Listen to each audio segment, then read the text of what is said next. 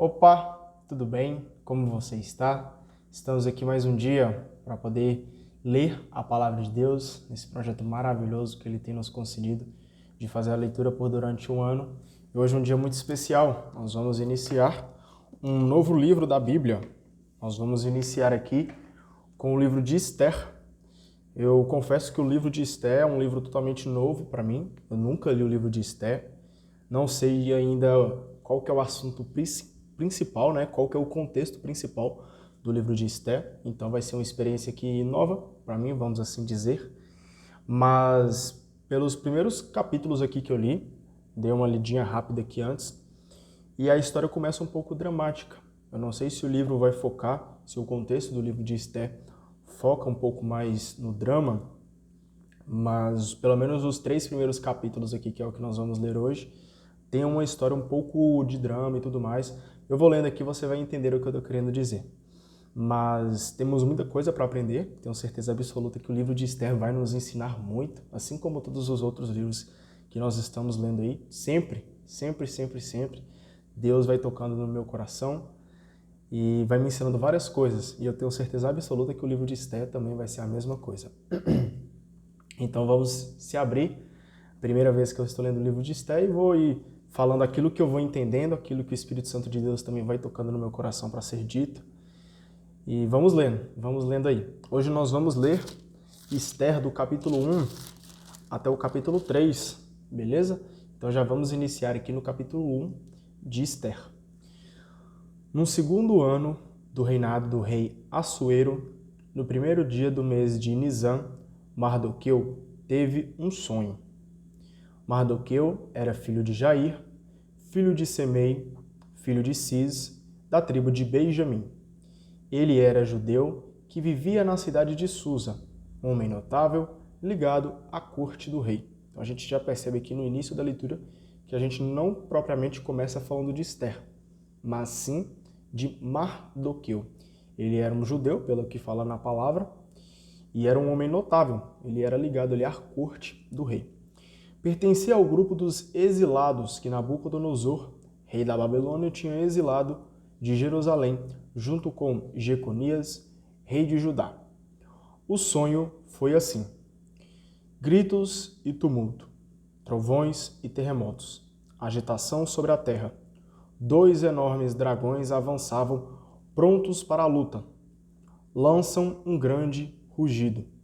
Ao ouvi-lo, todas as nações se preparam para a guerra, para o combate contra o povo dos justos.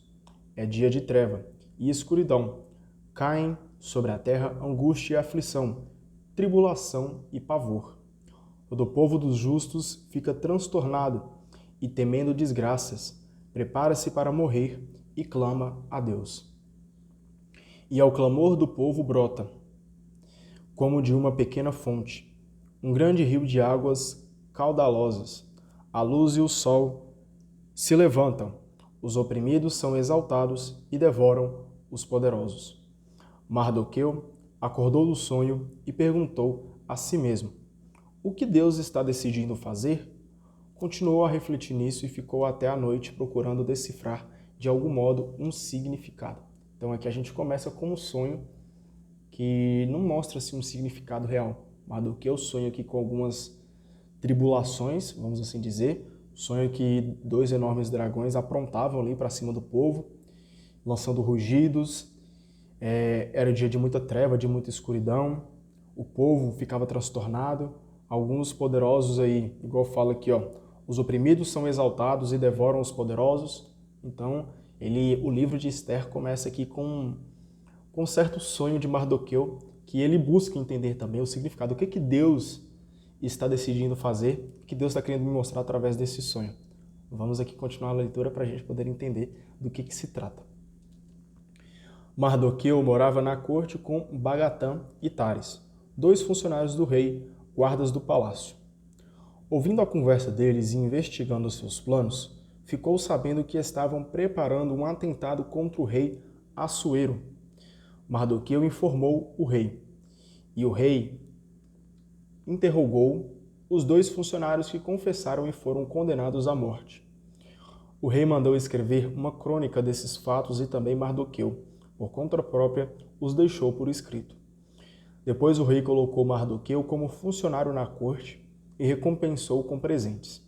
Todavia, Amã, filho de Amadates, o Agagita, tinha muito prestígio diante do rei e buscava um modo de prejudicar Mardoqueu e seu povo por causa dos dois funcionários do rei. Então a gente vê aqui já um drama, a previsão de um drama. O que vai acontecer?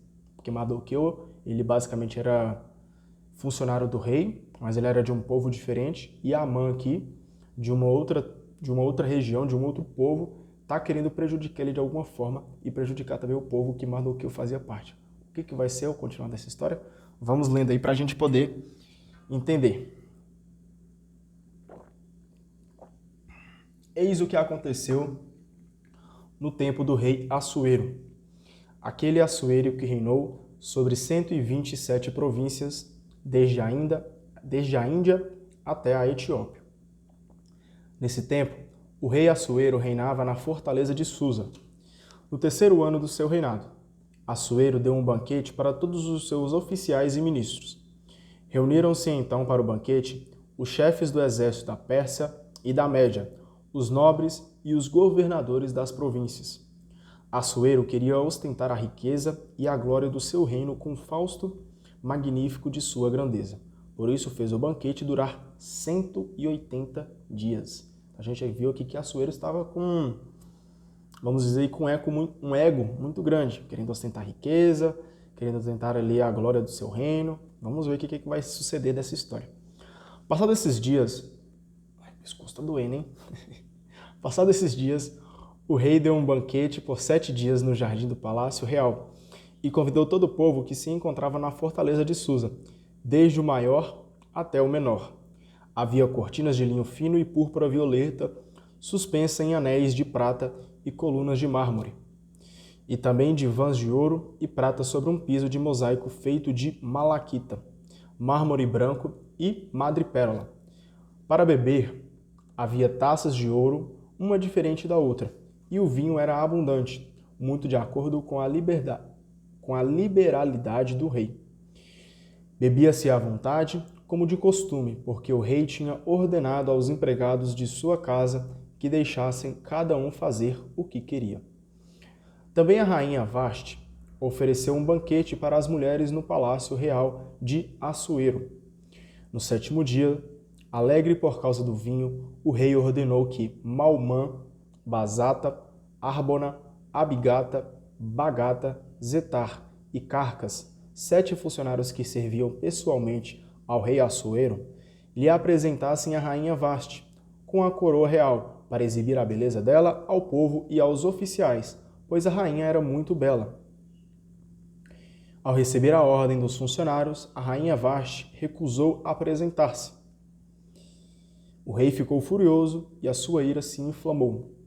Então consultou os sábios, especialistas em leis, pois toda a questão real devia ser tratada pelos peritos em direito.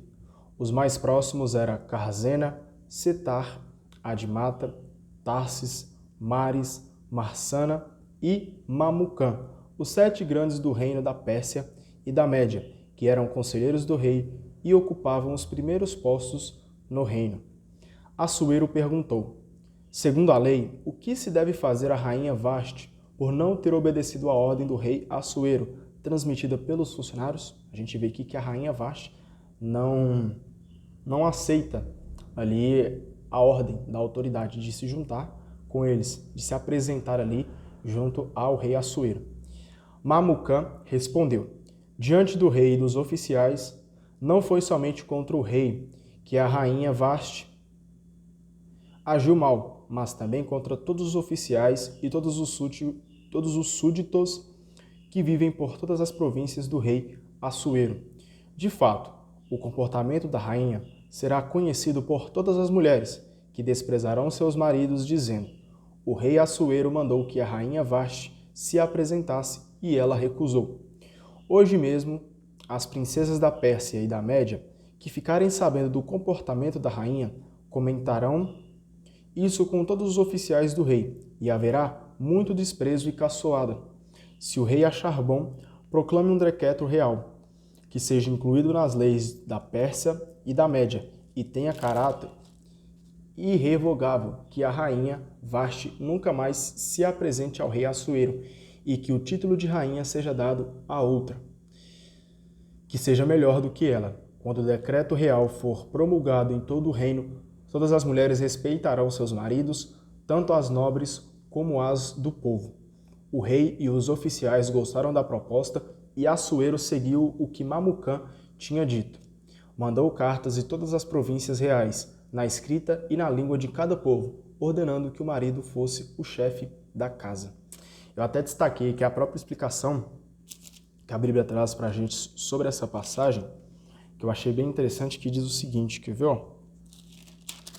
Aqui é o versículo 21. Eita, perdi. Achei. Vashti agiu mal, não só por desobedecer a ordem do rei, mas por criar o princípio de violação da autoridade. Então a gente viu aqui que Vashti decidiu violar a sua autoridade maior. Não quis ali estabelecer a hierarquia, né? Não quis respeitar a hierarquia. Seu comportamento poderá ser imitado em todos os escalões e abalar a ordem vigente. Trata-se de um problema estrutural. Para o dominador, o desacato a qualquer autoridade é a ameaça que deve ser reprimida a qualquer custo, antes que a ferrugem corroa todo o metal. Então aqui, o dominador, aquele que dominava ali o reino, vamos assim dizer, ele considerava como um desacato à autoridade todas aquelas pessoas que reprimiam, todas aquelas pessoas que negavam fazer aquilo que ele mandava. Vamos aqui agora para o capítulo 8. Capítulo 2. Tempos depois, quando se acalmou, o rei se lembrou de Vashti, do que ela fizera e do decreto que havia publicado contra ela. Então os cortesãos disseram ao rei: mande procurar jovens solteiras e bonitas. O rei pode nomear comissários em todas as províncias do reino, e eles reunirão todas as jovens solteiras e bonitas no harém da fortaleza de Susa. Elas ficarão sob os cuidados de Egeu, eunuco do rei, que lhes dará o necessário para seus enfeites. Então aqui eles vão procurar uma nova rainha para tomar o lugar de Vashti. A jovem que mais agradar ao rei substituirá a rainha Vashti. A proposta agradou ao rei e assim se fez. Na fortaleza de Susa vivia um judeu chamado Mardoqueu, filho de Jair, filho de Semei, filho de Cis, da tribo de Benjamim. Ele fora exilado de Jerusalém entre os que tinham sido deportados com Jeconias, rei de Judá, por Nabucodonosor, rei da Babilônia. Mardoqueu tinha criado Hadassa, que é Ester, sua prima, pois ela era órfã de pai e mãe. A jovem era muito bela e atraente, e, quando os pais dela morreram, Mardoqueu adotou-a como filha. Então aqui a gente começa a entender um pouquinho sobre a história de Ester. Ester era prima de Mardoqueu, mas o pai dela e a mãe dela veio a falecer e o primo dela adotou ela para cuidar dela como filha. Promulgado o decreto real, levaram muitas jovens para a fortaleza de Susa, e elas ficaram sob as ordens de Egeu. Levaram também Ester ao palácio e a deixaram aos cuidados de Egeu, o guarda das mulheres. Egeu gostou da jovem e lhe deu logo o necessário para seus enfeites e a comida, entregando-lhe 7 escravas, todas escolhidas do palácio real. Depois a transferiu com as escravas para um aposento melhor dentro do harém. Seguindo as recomendações de Mardoqueu, Ester não disse a qual povo ou família pertencia. Todos os dias Mardoqueu passeava pelo pátio do harém para saber como Ester se sentia e como a tratavam. Conforme o regulamento das mulheres, cada moça se preparava durante 12 meses para se apresentar ao rei Assuero. Este era o prazo para o tratamento de beleza, 6 meses à base de óleo de mirra e outros 6 meses com vários bálsamos e cremes. Quando chegava o tempo de apresentar-se ao rei, a jovem recebia tudo o que quisesse levar do harém para o palácio real. Entrava no palácio à tarde e na manhã seguinte passava para um segundo harém, confiado a Sassagás, eunuco real encarregado das concubinas. Ele não voltava mais para junto do rei, a não ser que o rei a desejasse, e a chamasse pelo nome. Chegou a vez de Ester, filha de Abiail, tio de Mardoqueu, que a adotara como filha, apresentar-se ao rei. Ester, porém, nada pediu. Contentou-se com o que Egeu, eunuco real encarregado das mulheres, lhe havia dado. Ester atraía a simpatia de todos os que a conheciam. Foi levada ao palácio real até o rei Assuero, no 10º mês, o mês de Tebete, no 7º ano do seu reinado. E o rei preferiu Ester a todas as outras mulheres, tanto que a coroou e a nomeou rainha no lugar de Vaste. Depois disso, o rei deu um grande banquete em honra de Ester e convidou todos os altos oficiais e ministros. Também concedeu um dia de descanso para todas as províncias e distribuiu presentes com liberalidade régia. Então a gente vê aqui que Ester, depois ali de ter preparação com as outras mulheres, ela se tornou aqui rainha no lugar ali de Vaste. Ela agradou aos olhos de Assuero, que tinha pedido para Vaste sair, e Ester toma ali o lugar, ela é coroada no lugar da rainha Vaste. Ester passou depois para o segundo harém, com as outras moças, mas não disse a qual povo ou família pertencia. Mardoqueu a proibira de fazer isso, e ela continuava a obedecer-lhe como quando vivia com ele. Nesse tempo, Mardoqueu era funcionário da corte. Ora, Bagatã e Tares, 2 funcionários do corpo e da guarda, estavam descontentes e planejavam um atentado contra o rei Assuero. Mardoqueu ficou sabendo do plano e informou a rainha Ester. Ela, por sua vez, contou tudo ao rei, em nome de Mardoqueu. Fizeram uma investigação e todo o plano foi descoberto. Os 2 funcionários foram enforcados e o acontecimento foi registrado nos anais do reino, em presença do rei. O livro de Ester, vou ser bem sincero aí com você. Deixa eu só tomar minha água aqui.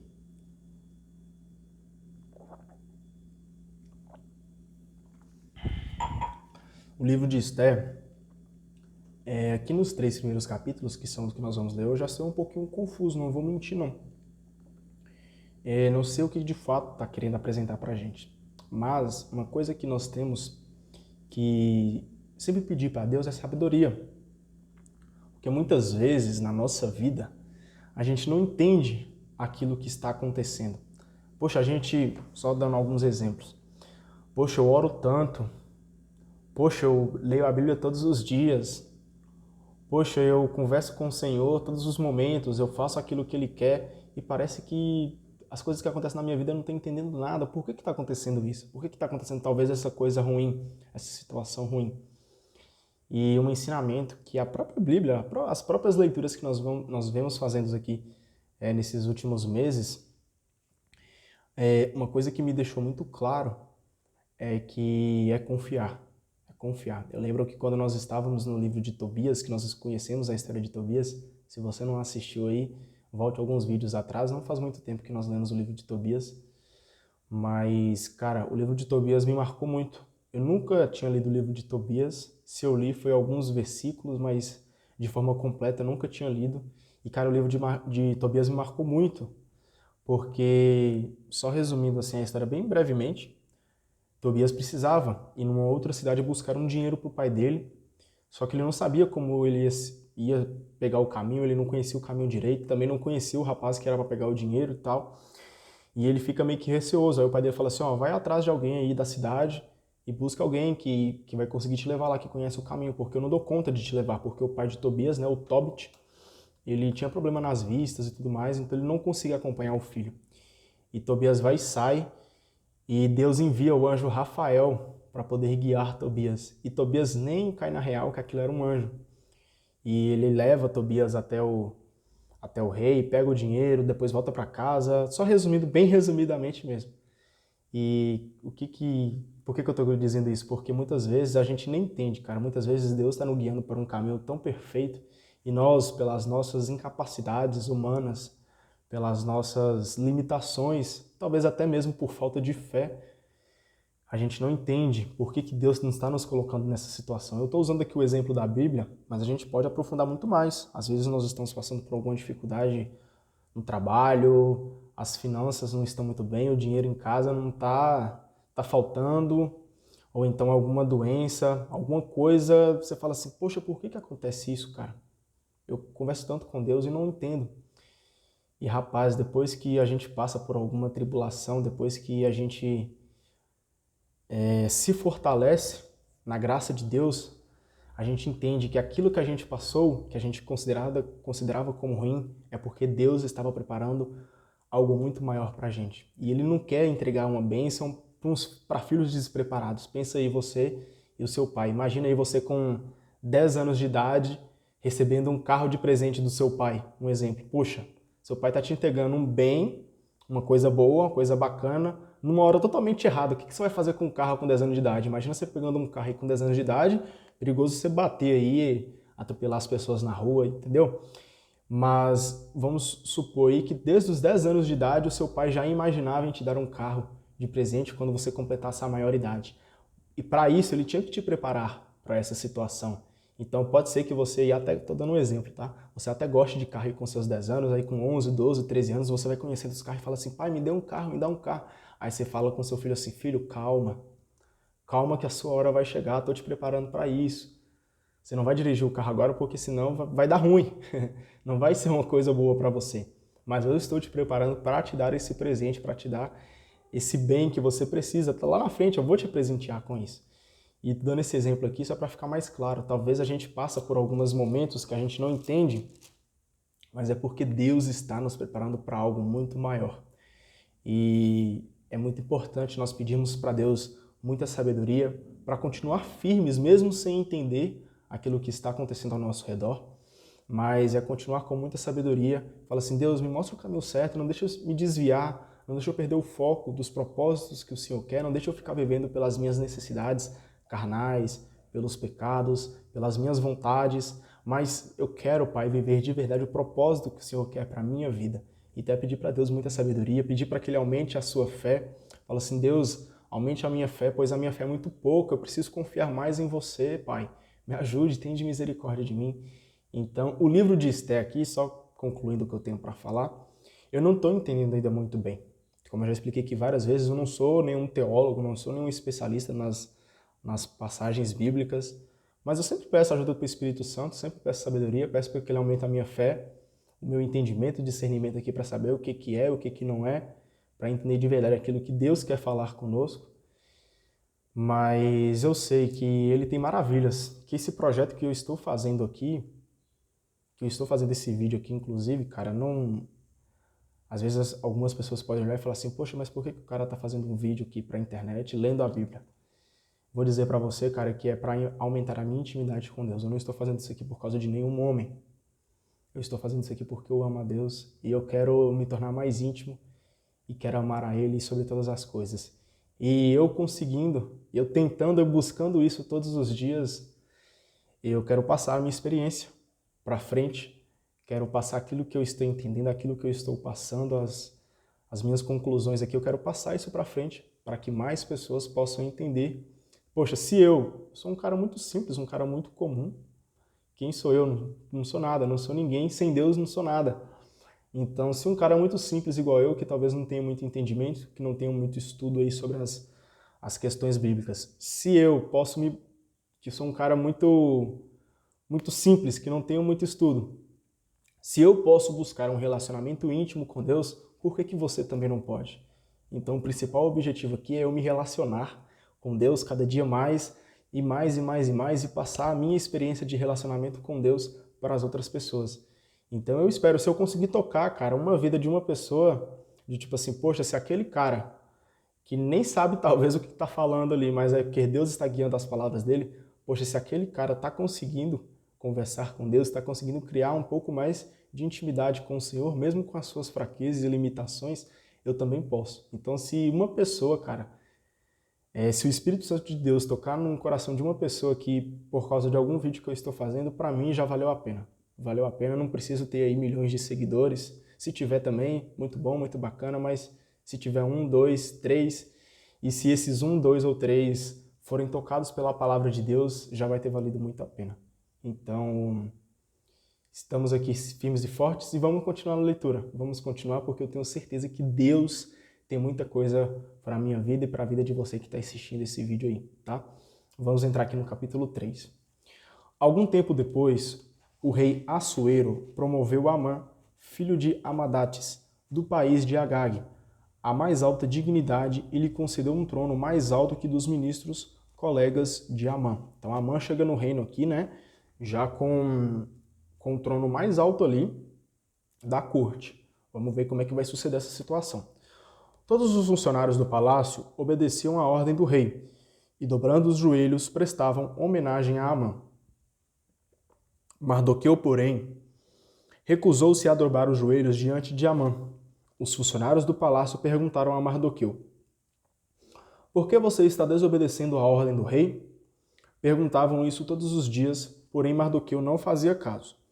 Então, denunciaram o fato a Amã para ver se Mardoqueu insistiria em seu comportamento, já que Mardoqueu lhes havia dito que era judeu. Amã comprovou que Mardoqueu não lhe prestava homenagem dobrando os joelhos e ficou furioso, mas não se contentou em vingar-se apenas de Mardoqueu, como lhe tivessem contado a qual povo Mardoqueu pertencia. Amã planejou destruir com Mardoqueu todos os judeus que viviam no reino de Assuero. Olha para você ver que o ego do cara. Amã viu ali que Mardoqueu não ajoelhava-se diante dele e ele já planeja até mesmo acabar com a vida de Mardoqueu e com todo o seu povo, do povo judeu. Até destaquei que a explicação que a Bíblia traz sobre essa passagem, que diz o seguinte: Mardoqueu se recusa a dobrar os joelhos, porque ele é judeu e Amã é agagita, quer dizer, descendentes dos amalecitas. O povo amalecita guerreou contra Israel logo depois da saída do Egito e se tornou símbolo do inimigo que procura impedir a marcha do povo para a liberdade. Inclusive essas leituras aqui que está comentando, a gente acha lá em Êxodo e Deuteronômio, tá? Por exemplo, em Êxodo 17, versículo 16, vamos até olhar aqui para você ver, ó. Êxodo 17,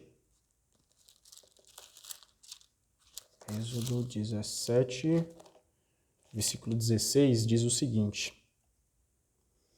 dizendo, uma certa mão se levantou contra o trono de Javé. Haverá guerra de Javé contra Amaleque, de geração em geração. Ou seja, vai ter guerra aí entre os filhos de Israel e contra os amalecitas. Em Êxodo 17:6 diz que haverá guerra de Javé contra Amaleque, de geração em geração. Essa guerra continua no livro de Ester. Por trás de Mardoqueu está Javé e o povo de Israel, e por trás de Amã está o povo amalecita e todos os inimigos da libertação dos oprimidos. O conflito se inicia com a atitude de Mardoqueu. Os oprimidos rejeitam o sistema opressor e se recusam a adorá-lo e obedecer-lhe, como se fosse divino. Então, olha para você ver que é um ensinamento. Quando chegar aí, cara, uma pessoa querendo te oprimir, querendo te impor alguma coisa e que seja aquilo que é contrário às ordens de Deus, como se fosse algo divino, querendo impor para você assim, não, adore esse Deus aqui, ou então faça esse pecadinho aqui, só esse pecadinho só não vai fazer mal para você e Deus vai te perdoar. Não caia nessa falácia não, tá? Não caia nisso aí, pelo amor de Deus, porque tem pessoas que querem nos levar para o buraco, mas coloque sempre Deus acima de todas as coisas, a vontade de Deus, e não deixe, cara, não deixe que o opressor aí te oprima para que você sirva ao pecado, para que você sirva a falsos deuses. Deixe que Deus seja o centro da sua vida. Não se deixe levar pelas más influências, tá bom? Vamos continuar aqui. No primeiro mês, que é o mês de Nisan, o 12º ano do rei Assuero, lançou-se o Pur, isto é, as sortes na presença de Amã, para escolher o dia e o mês. A sorte caiu no 12º mês, chamado Adar. Então Amã disse ao rei Assuero: há um povo separado, espalhado entre todos os povos das províncias do seu reino. Eles têm leis diferentes de todos os outros e não cumprem os decretos do rei. Não convém que o rei os tolere. Se o rei achar bom, decrete a extinção deles, e eu entregarei aos funcionários 340 toneladas de prata para o tesouro real. Então o rei tirou da mão o próprio anel e o entregou a Amã, filho de Amadates, do país de Agag, inimigo dos judeus, e lhe disse: fique com o dinheiro e faça com esse povo o que achar melhor. Trazendo agora a explicação dessa parte aqui que a Bíblia traz para a gente, diz o seguinte: na Pérsia, a sorte era lançada no primeiro mês a fim de determinar os dias propícios para as comemorações. No caso presente, tenta-se descobrir o melhor dia para destruir os judeus. O fato de cair a sorte no último mês mostra que esse mesmo ano é, de fato, um símbolo da história toda, em que se decide a sorte do povo de Deus. Fechou? Ah não, tem mais uma continuação aqui, perdão, da explicação, tá? Por que esse povo é perigoso? Porque além de espalhado e também separado, tem a identidade diferente dos outros povos, ou seja, aqueles que servem a Deus têm uma identidade diferente daqueles que andam pelos caminhos tortuosos, pelos caminhos pecaminosos. Vamos preservar a nossa identidade, que é Cristo. A diferença decisiva está na sua lei, que procura orientar os conflitos sociais de modo a produzir uma sociedade justa e fraterna, onde todos possam ter a liberdade e vida. A acusação de Amã revela o seguinte: um povo que não pensa como o opressor se torna potencialmente subversivo e deve ser morto. Vamos aqui continuar agora no versículo 12. No dia 13 do primeiro mês, os escrivães do reino foram convocados. Conforme as ordens de Amã, eles redigiram um decreto para os satrapas do rei, para os governadores de cada uma das províncias e para os chefes de cada povo. O decreto foi redigido na escrita de cada província e na língua de cada povo. Foi escrito em nome do rei Assuero e selado com o anel real. A seguir, os documentos foram enviados por meio de correios para todas as províncias do reino. Ordenavam exterminar, matar e aniquilar todos os judeus, adolescentes e velhos, crianças e mulheres, e saquear todos os seus bens no mesmo dia, o dia 13 do 12º mês, chamado Adar. Texto do decreto. O grande rei Assuero, aos governadores dos 127 províncias que são da Índia até a Etiópia, e aos chefes de distrito, seus subordinados. Chefe de muitas nações e senhor de toda a terra, eu procuro não me embriagar com o orgulho do poder, mas governar com moderação e benevolência, a fim de que os meus súditos gozem sempre de uma vida sem sobressaltos, oferecendo os benefícios da civilização e a livre circulação dentro de nossas fronteiras. Procuro estabelecer a paz tão desejada por todos. Olha para você ver que o rei Assuero, que queria ali oprimir o povo, está usando ali de uma falsa paz, uma falsa benevolência, né? Um falso progresso aí, pois ele queria realmente era oprimir o povo. E ele se diz ali tranquilo, se diz pacífico, mas querendo ali oprimir e escravizar o povo. Consultei meus conselheiros sobre como poderia atingir esse fim. Entre eles está Amã, que se distingue por sua prudência, homem de dedicação sem igual, de fidelidade e inabalável, e comprovada, e cujas prerrogativas seguem imediatamente as do rei. Amã nos informou... Eita, perdi. Achei. Amã nos informou que entre todos os povos da terra há um povo hostil, com regime jurídico oposto ao de todas as nações, povo que despreza continuamente as ordens reais, a ponto de estorvar a política irrepreensível e reta que exercemos. Portanto, considerando que esse povo singular, inimigo de todos e completamente diferente por sua legislação, que é prejudicial aos nossos interesses, olha para você ver o rei aqui colocando seus interesses pessoais à frente dos interesses ali das outras pessoas, ou seja, para ele era muito egoísta, para ele os interesses deles eram mais importantes do que os interesses do restante. Ele comete os piores crimes e chega a ameaçar a estabilidade de nosso reino. Ordenamos que no dia 14 do 12º mês, que é Adar, do presente ano, todas as pessoas que forem nomeadas na carta de Amã, nosso chefe de governo, que é como nosso segundo pai, sejam completamente exterminadas com mulheres e crianças, pela espada de seus inimigos, sem piedade ou consideração alguma. Ou seja, quem não aceitar aquilo que ele quer, é para meter-lhe a faca. Desse modo, lançando violentamente na sepultura, num só dia, esses inimigos de ontem e de hoje. Nessa política poderá prosseguir no futuro com estabilidade e tranquilidade. O texto do decreto com força de lei para todas e cada uma das províncias foi levado a público. a fim de que todos estivessem preparados para esse dia. Obedecendo ao rei, os correios partiram imediatamente. O decreto foi promulgado na fortaleza de Susa e, enquanto o rei e Amã banqueteavam, a cidade de Susa sentia-se perdida. Até destaquei também aqui a explicação dessa parte do capítulo 3, que diz o seguinte: o decreto de extermínio tem caráter universal, todas as autoridades, escritas e línguas, ou seja, ele quer oprimir todos, né? É como se o mundo inteiro fosse convocado para acabar com o povo de Deus. Então nós vemos aqui que o rei Assuero está ali querendo acabar com o povo de Deus. Obviamente, Deus, como é fiel àqueles que o amam, não vai abandonar os teus filhos. Nós vamos continuar aqui com o livro de Esther nos outros dias.